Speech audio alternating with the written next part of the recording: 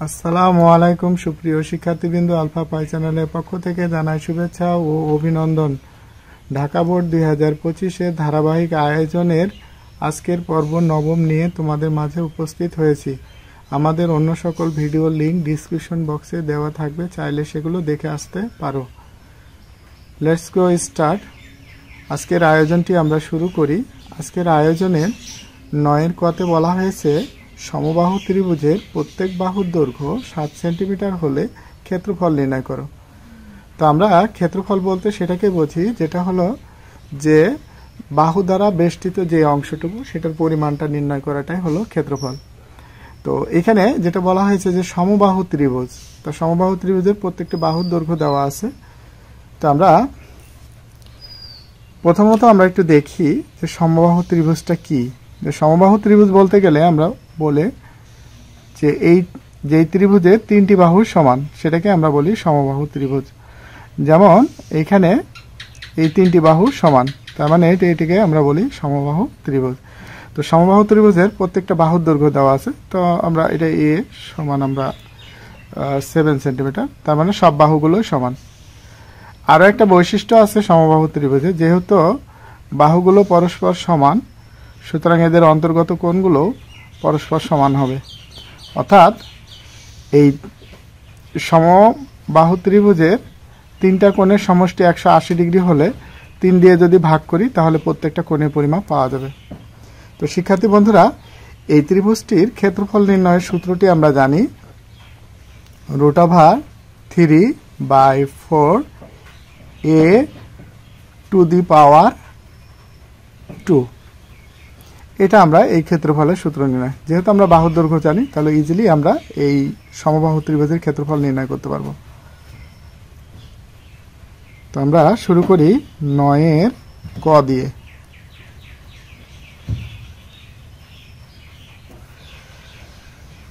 তো আমরা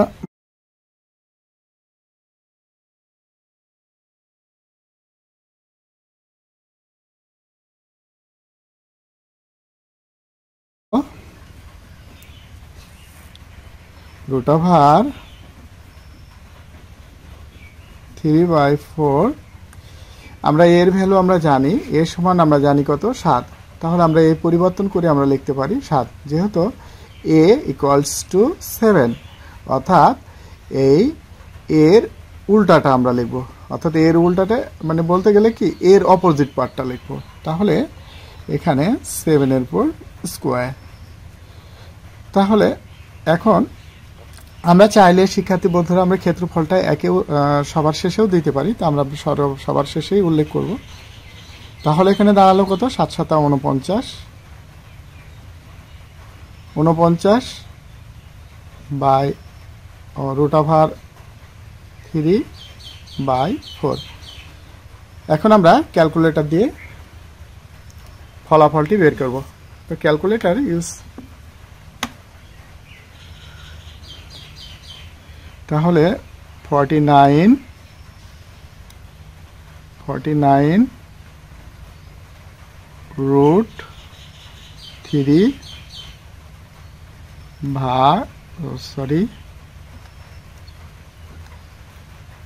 ভাগ 4 =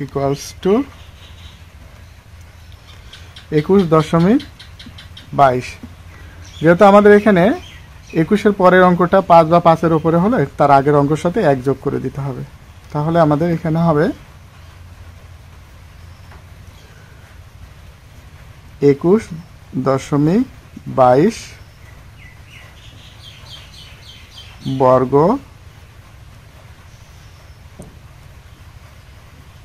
সেমি প্রায়।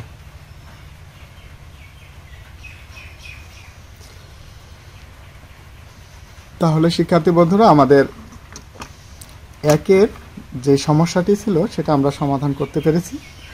এখন আমরা 9-এর ক নাম্বারটি এখন আমরা 9-এর খ নাম্বারটি সমাধান করব। 9-এর খতে বলা হয়েছে একটি চিত্র দিয়ে দেওয়া আছে। তো চিত্র হলো 1 নাম্বার চিত্র, এর গড় অংশের অর্থাৎ এখানে গাঢ় অংশের হবে। তো গাঢ় অংশের ক্ষেত্রফল নির্ণয় করো। তো গাঢ় অংশ বলতে গেলে শিক্ষার্থী বন্ধুরা আমাদের এখানে যেটা বোঝানো হয়েছে যে এই যে অর্থাৎ এই যে কালো কালো যে অংশটা আছে সারা বাইরের অংশ বাদ দিয়ে সেই অংশের ক্ষেত্রফল নির্ণয় করতে বলা হয়েছে। তো সেটা ক্ষেত্রফল নির্ণয় করতে যে আমরা চিত্রটিতে দেখতে পাচ্ছি যে দৈর্ঘ্য একটা আয়তক্ষেত্রটি যেটা হলো কি একটা বৃত্তকে স্পর্শ করছে, অর্থাৎ আর সেটা আবার বৃত্তের অভ্যন্তরে অবস্থিত। তো সুতরাং এখন এই আয়তক্ষেত্রটির শুধু দৈর্ঘ্য প্রস্থ দেওয়া আছে। এখন যদি আমরা গাঢ় অংশের ক্ষেত্রফল বের করতে চাই, সর্বপ্রথম আমাদের যে কাজটা করতে হবে যে এই বৃত্তের ক্ষেত্রফলটা নির্ণয় করতে হবে। সম্পূর্ণ ক্ষেত্রফল থেকে যদি আমরা এইটুকুটো বাদ দিই, মানে এইটুকু যদি বাদ দিয়ে দিই, তো বাকি যে অংশটুকু থাকবে সেটাকে বলা হবে গাঢ় অংশ, অর্থাৎ এই পাশের যে অংশটা থাকবে এটাকে গাঢ় অংশ বলা হবে। কিন্তু আমাদের বৃত্তের ক্ষেত্রফল নির্ণয় করতে হলে আমাদের যেটা জানা দরকার সেটা হলো সর্বপ্রথম ব্যাসার্ধ আর। কিন্তু এখানে তো আর তো কোনো প্রশ্ন জায়গায় বলা নেই, শুধু এই দুটি 8 বলতে গেলে আমরা এটাকে দৈর্ঘ্যকে বোঝাই, আর 6 বলতে দ্যাট মিন প্রস্থকে বোঝাই। তো আমাদের এই দুটি দৈর্ঘ্য দেওয়া আছে, আর কোনো দৈর্ঘ্য আমাদের এখানে উল্লেখ করা নেই।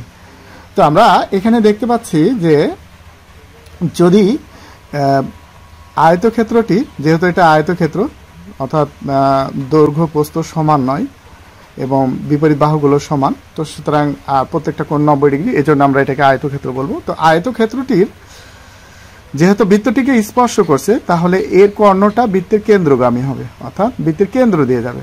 তাহলে এই কেন্দ্র থেকে যদি আমরা এই বিন্দু থেকে যদি অপর বিন্দুর দৈর্ঘ্যটা নির্ণয় করি, সেটাই হবে বৃত্তের ব্যাসার্ধ।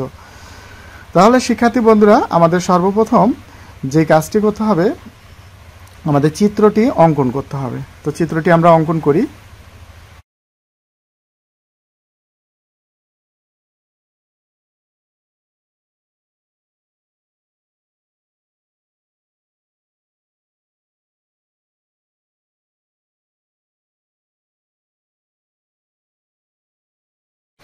আমরা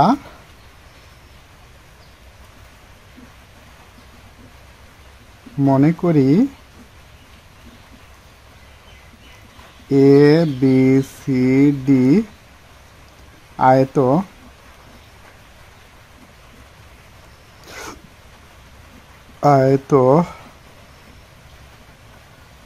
ক্ষেত্রটি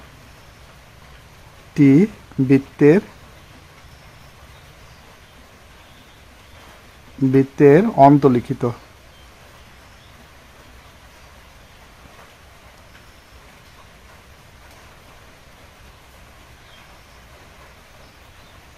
লিখিত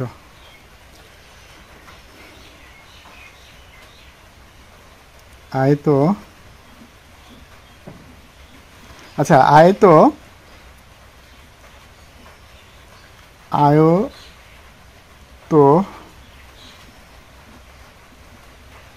ক্ষেত্রটির, আচ্ছা এখানে আমাদের এটা হলো কি, এটা একটু দেখি আমরা, যেহেতু এখানে বলা হয়েছে 6 সেন্টিমিটার, তার মানে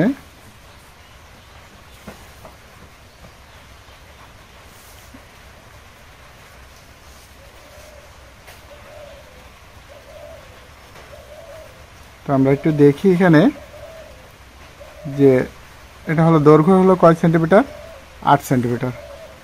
তাহলে দৈর্ঘ্য আমরা 8 সেন্টিমিটার লিখি সিএম, আবার প্রস্থ এখানে 6 সেন্টিমিটার বলা হয়েছে, তার মানে এখানে হলো 6 সিএম। কেমন? এরপরে আচ্ছা ক্ষেত্রটির দৈর্ঘ্য, আয়তক্ষেত্রের দৈর্ঘ্যটি আমরা বিপরীত বাহুগুলো হবে সমান, তার মানে বোঝায় এডি সমান বিসি সমান 8 সিএম এবং প্রস্থ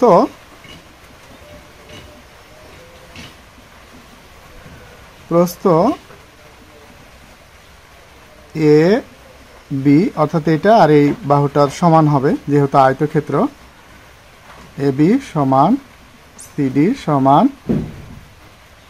6 সিএম সেন্টিমিটার। সুতরাং আয়তক্ষেত্রটির ক্ষেত্রফল, আয়তক্ষেত্রটির ক্ষেত্রফল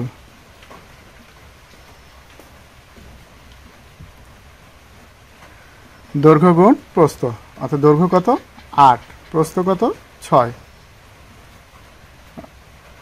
6টা 48। ক্ষেত্রফলের একক, ক্ষেত্রফল হলে বর্গ লিখবো আমরা, বর্গ সেমি।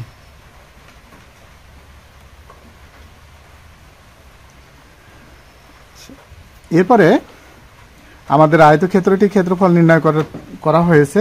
এখন আমাদের এই বৃত্তের ক্ষেত্রফল নির্ণয় করতে হবে। তো বৃত্তের ক্ষেত্রফল নির্ণয় করার জন্য সর্বপ্রথম আমাদের ব্যাসার্ধ নির্ণয় করতে হবে।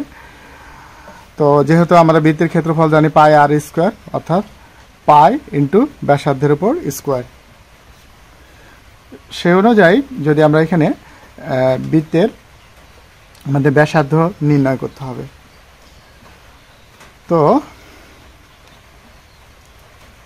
আচ্ছা, আয়তক্ষেত্রটি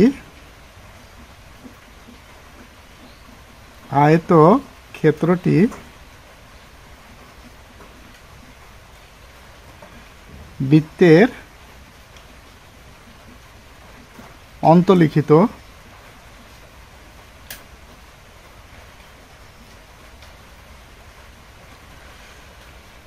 এবং বৃত্তটিকে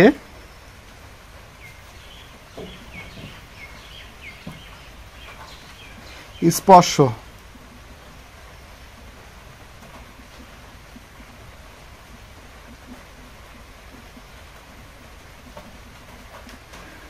এবং বৃত্তটিকে স্পর্শ করছে, অর্থাৎ এই বৃত্তটি আমরা 4টা বিন্দুতে আমাদের বৃত্তটিকে স্পর্শ করছে।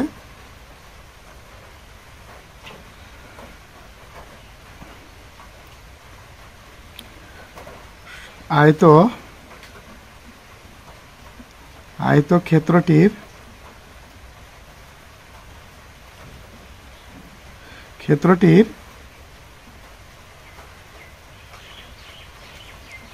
কর্ণ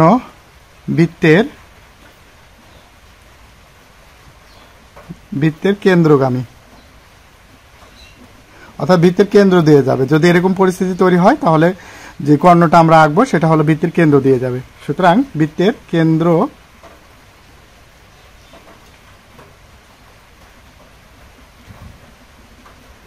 কেন্দ্রগামী, তাই AC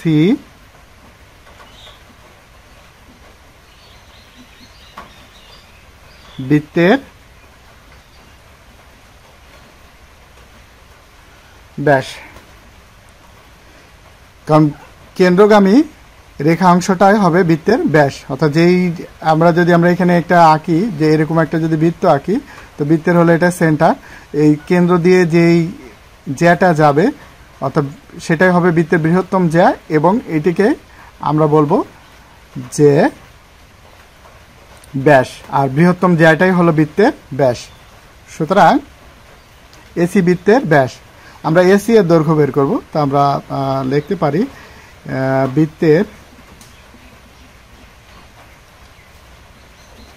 বৃত্তের ব্যাস কমা দিয়ে এসি সমান আমাদের অতিভুজ স্কোয়ারটা যদি আমরা এই স্কোয়ারটাকে একবারে আমরা লিখে দিই, এ পাশে পক্ষান্তর করে নিয়ে গেলে √ওভার হবে। আর লম্ব স্কোয়ার অর্থাৎ অতিভুজ স্কোয়ার সমান সমকোণী ত্রিভুজের অপর দুই বাহুর বর্গের সমষ্টি। তাহলে আমাদের খুব সহজ হয়। তাহলে এখন আমরা লিখব AB square plus BC square. এবির মান আমাদের জানা আছে, তো এবি আমরা জানি 6, 6 wholes to the power 2 plus 8 wholes to the power 2। এখন তোমরা শিক্ষার্থী বন্ধুরা অনেকেই কাজ করবে কি √r² কেটে দেবে, কিন্তু এটা হবে না। কারণটা কি, আমাদের যোগের কাজ সম্পূর্ণ না হওয়া পর্যন্ত আমরা √r² কাটতে পারবো না। সুতরাং আমরা এটা বর্গ করে আমরা যোগ করে তারপরে স্কোয়ার রুট করতে পারবো, যদি আমাদের সেটা যদি মানটা যদি বর্গ থাকে।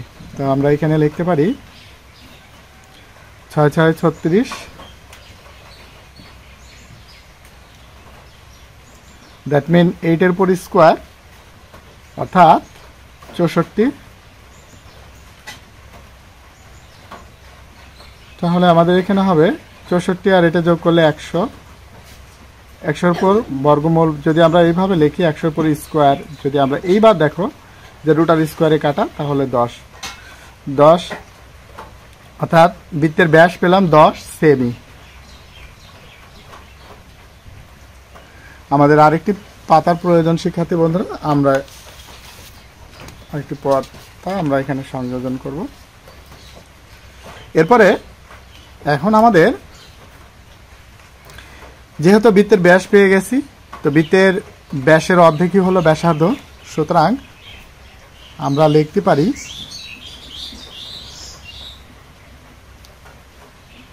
বৃত্তের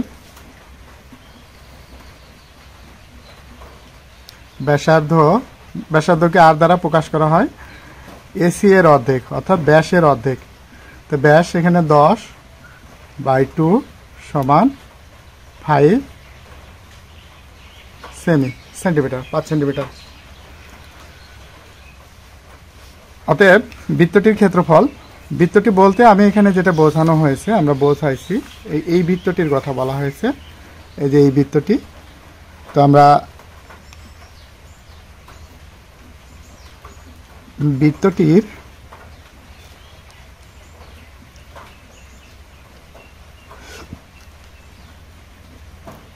বৃত্তটির ক্ষেত্রফল পাই আর স্কোয়ার, এত বর্গ একক। সুতরাং শিক্ষার্থী বন্ধুরা, ক্ষেত্রফল বললেই আমরা বর্গ কথাটি উল্লেখ করব। তো পাই, আর এর ভ্যালু আমরা জানি, আমরা 5। তাহলে প্রশ্ন আর দেওয়া আছে, তাহলে আমরা লিখব 5 দিয়ে, যেটা দেওয়া থাকবে তার বিপরীতটা আমরা লিখব, তাহলেই হবে। তো 5-এর উপর 5 টু দি পাওয়ার স্কোয়ার। তো আমাদের এখানে 5 5 25 পাই। তো শিক্ষার্থী বন্ধুরা, আমাদের এখানে ক্যালকুলেটর ব্যবহার করতে হবে, ইউজিং বাই ক্যালকুলেটরের সাহায্যে আমরা, আচ্ছা, তো আমাদের এখানে 25 অন করতে হবে, 25। আচ্ছা, শিফট দিয়ে দেখো শিক্ষার্থী বন্ধুরা, আমাদের এখানে পাই দেওয়া আছে। তো আমরা এটা নিচেরটা হলুদটা উল্লেখ করতে হলে আমাদের শিফট ব্যবহার করতে হবে। তো আমরা শিফট দিছি, এখন আমরা এখানে এই যে পাই চলে আসছে। তাহলে ইকুয়ালস টু, আমাদের এটাকে ডেসিমেলে করলে 78.53 পরে অঙ্ক যেহেতু 5 বা 5-এর উপরে হলো, তার আগের অঙ্কের সাথে 1 যোগ হবে, 54 বর্গ সেমি। এবার শিক্ষার্থী বন্ধু, এবার আমাদের যেহেতু আমাদের গাঢ় অংশের ক্ষেত্রফল বের করতে বলা হয়েছে, তো গাঢ় অংশ বলতে গেলে আমাদের এই যে চারিপাশে যে, অর্থাৎ সহজ কথা বলতে গেলে এই আয়তক্ষেত্রটির চারিপাশে যে ফাঁকা জায়গাটা আছে, সেই অংশটুকুর ক্ষেত্রফল নির্ণয় করতে হবে। তো মনে করো এই বৃত্তের মধ্যে সব আছে, বৃত্তের মধ্যে কি আছে, বৃত্ত এবং বৃত্তের মধ্যে আয়তক্ষেত্রটি আছে। এখন বৃত্তের মাঝ থেকে যদি আয়তক্ষেত্রটি বাদ দিয়ে দিই, মনে করো যে এই ABCD আয়তক্ষেত্রটা আমরা এখান থেকে বাদ দিয়ে দেব, তাহলে যেটা থাকবে সেটা হলো এই যে গাঢ় অংশ বা অবশিষ্ট যে বাইরের অংশটা থাকবে সেটা থাকবে। সুতরাং আমরা এখানে লিখব গাঢ় অংশের ক্ষেত্রফল।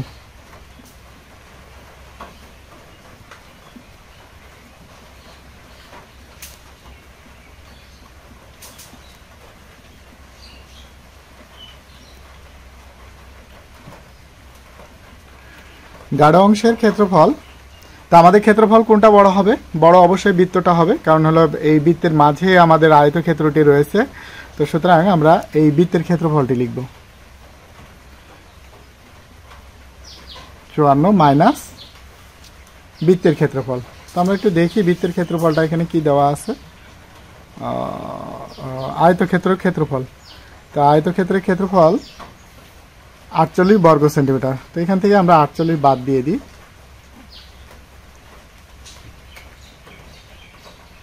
সেমি। তাহলে আমরা এখানে অ্যান্সার দিয়ে মাইনাস আমাদের 48 লিখতে হবে। তাহলে 48, তাহলে বলতে পারি যে আমাদের এখানে 30.53 পরে আগে 9 আছে, তাহলে আমরা ওই 1 যোগ করে দেব।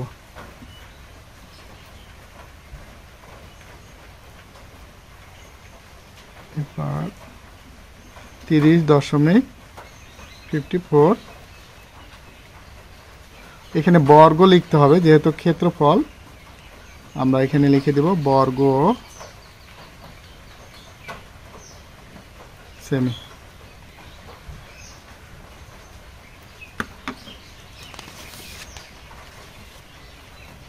নির্ণেয়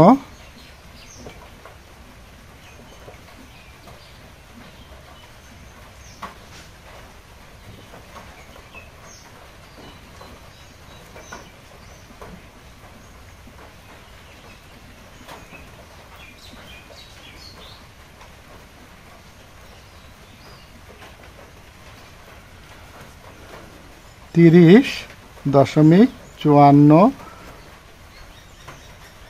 বর্গ সেমি। এরপরে পরবর্তী প্রশ্নটি আমরা দেখি শিক্ষার্থী বন্ধুরা। পরবর্তী প্রশ্নটিতে আমরা দেখতে পাই যে চিত্র 2 একটি সিলিন্ডার এবং সমগ্র তলের ক্ষেত্রফল নির্ণয় করতে বলা হয়েছে। তো এই হলো সিলিন্ডার। তো সিলিন্ডারটির সমগ্র তলের ক্ষেত্রফল, তো সমগ্র তল ক্ষেত্রফল আমরা যদি লিখি, এখানেই লিখি যে সমগ্র তলের ক্ষেত্রফল,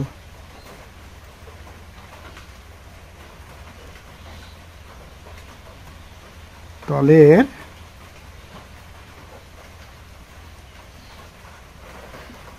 সমগ্র তলের ক্ষেত্রফল। তাহলে সমগ্র তলের ক্ষেত্রফল বলতে আমরা বোঝাই এই সম্পূর্ণ অংশটার ক্ষেত্রফল নির্ণয় করা। তাহলে সেটার আমরা সূত্র জানি 2πr into r plus H. এটা প্রত্যেকটা রাশির মানে আমাদের এখানে জানতে হবে। তো এখানে আর আমরা জানি না, কারণ এখানে আর আমাদের দেওয়া নাই, প্রশ্নে কোথাও উল্লেখ করা নেই। তাহলে আরটা হলো অজানা, একটা শর্ত ধরে আর এর মানটা বের করতে হবে। এইচ কিন্তু আমাদের জানা আছে। তো তাহলে আমাদের সমীকরণ গঠন করতে হবে। সমীকরণটা কিভাবে গঠন করব? যেহেতু আমাদের এখানে আয়তন দেওয়া আছে, কি দেখে বুঝবো আয়তন আছে? যেহেতু আমাদের এখানে আমরা একটু দেখি যে আমাদের এককটা দেখে আমাদের চিন্তা হবে যে এটা হলো 62 cm3, অর্থাৎ ঘন দেওয়া আছে। এই ঘনর কারণে এটা হলো আয়তন। সুতরাং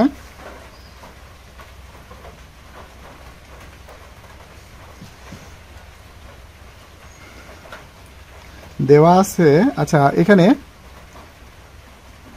9 দেওয়া আছে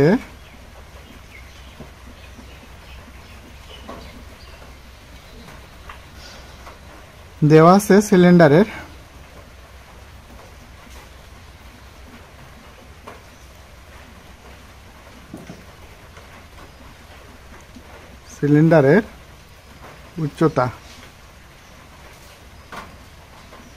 উচ্চতা h সমান 20 সেমি। আচ্ছা ধরি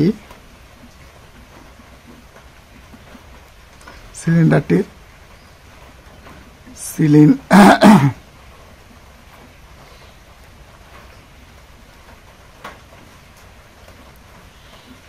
সিলিন্ডারের ব্যাসার্ধ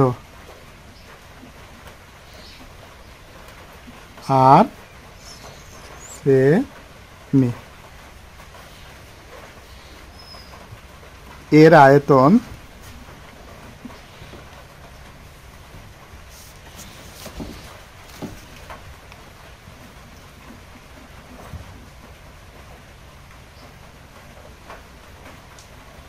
আয়তন সমান পাই আর স্কোয়ার এইচ।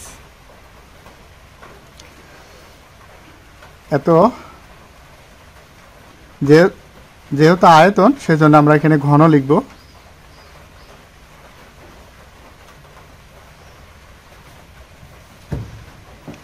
আমাদের এটা হলো কি, এখানে আমরা যেটা পাই সেটা হলো আমাদের জানা মতে আয়তন নির্ণয় করছি, আর আমাদের এখানে প্রশ্নে আয়তন দেওয়া আছে।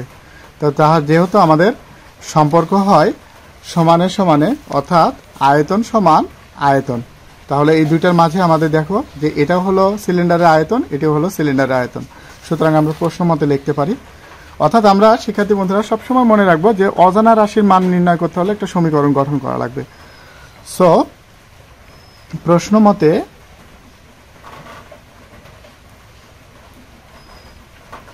মতে পাই আর স্কোয়ার এইচ সমান, আমরা আয়তনটি এখানে দেখে লিখতে পারি 22,622। এখন যেহেতু আমাদের আর এর মান বের করতে হবে, আর ছাড়া বাকিগুলোকে আমরা পক্ষান্তর করে দেব, অর্থাৎ আরটাকে সিঙ্গেল বানাতে হবে বা সিঙ্গেল আকারে তৈরি করতে হবে। সো 22,622। আচ্ছা, এরপরে পাই এইচ।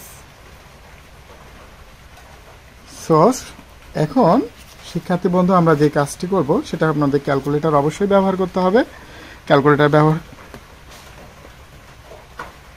22,62, আচ্ছা, ভাগ ব্র্যাকেট উল্লেখ করি শিফট। আমরা আগেও বলেছি যে এই হলুদ অংশের কাজ, যেহেতু হলুদ অংশটা পাই, হলুদটা ব্যবহার করতে হলে পরে আমাদের শিফট ব্যবহার করতে হবে। পাই, তারপর আচ্ছা এখানে একটু মানটা বসায়নি,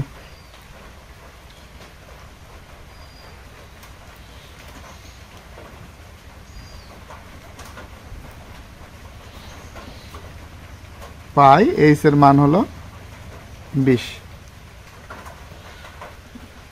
তাহলে শিক্ষার্থী বন্ধু গুণ 20 ব্র্যাকেট ক্লোজ, তাহলে আমি ইকুয়ালস টু 36.00। তো আমরা এখানে 36 লিখে দিই, স্কোয়ারটা ওই পাশে গেলে কি হবে, আমাদের রুট হবে। সুতরাং এবার আর মুক্ত হলো, অর্থাৎ পাওয়ারটা ওই পাশে যদি যায় তাহলে 6। সিলিন্ডারের সমগ্র তলের ক্ষেত্রফল,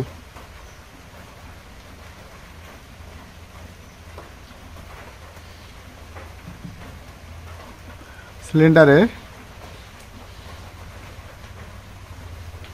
সমগ্র তলের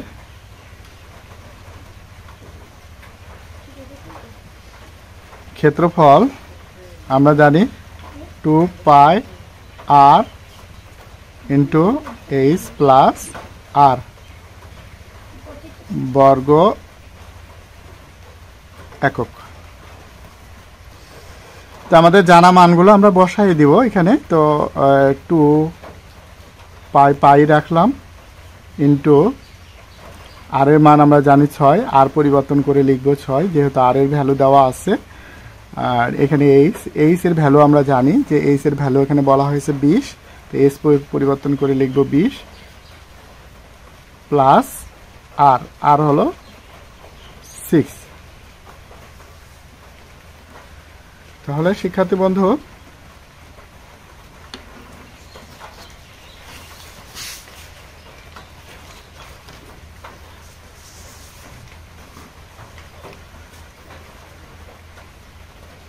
ক্যালকুলেটর ব্যবহার করতে হবে। তো এখানে ক্যালকুলেটর যদি ব্যবহার করতে চাই,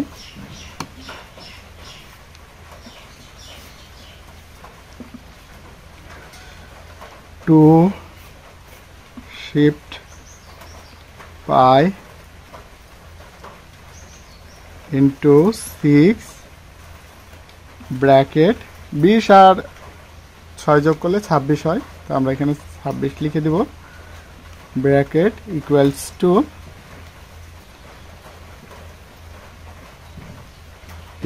টু আমাদের ডেসিমেলে যদি নিয়ে আসি তাহলে সুতরাং হবে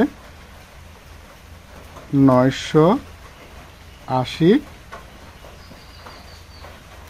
আর 17 পরে অঙ্কটা যেহেতু 6 আছে তাহলে আমাদের 1 যোগ হবে, কিন্তু বলা হয়েছে 5 বা 5-এর উপরে হলে তার আগের অঙ্কের সাথে 1 যোগ হয়, তো সুতরাং এখানে 18 বর্গ সেমি নির্ণীয়। তাহলে আমরা এখানে বলা হয়েছে কি যে আমরা প্রশ্নটা দেখি যে সিলিন্ডারের সমগ্র তলে ক্ষেত্রফল নির্ণয় করো। নির্ণীয়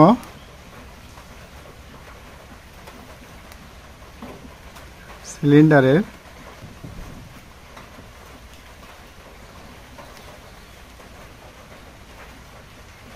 সমগ্র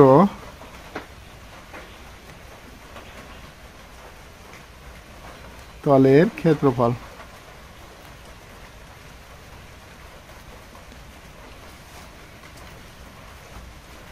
(980.18 বর্গ সেমি।